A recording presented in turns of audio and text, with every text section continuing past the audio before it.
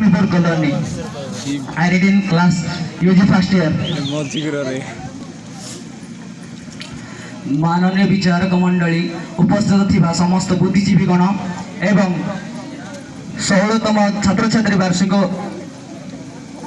सम्मेलन को आयोजित करथिबा समस्त कर्तव्य कर्मकर्ता को मोर भूमिष्ठ प्रणाम।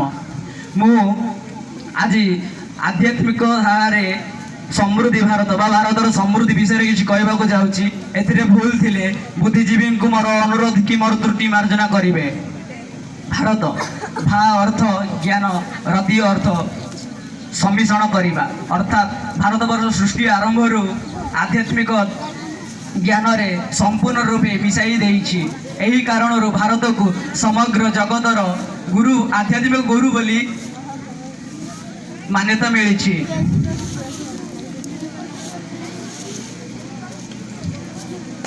वर्षाणा भारत श्रेय अर्थात समग्र पृथ्वी रे जेते सब देश अछि सेथि मध्यरु भारत रे जीवन यापन करिबा स्वतंत्र।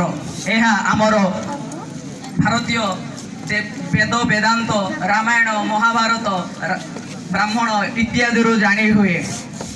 एही ग्रंथ मानंकरु मानववादर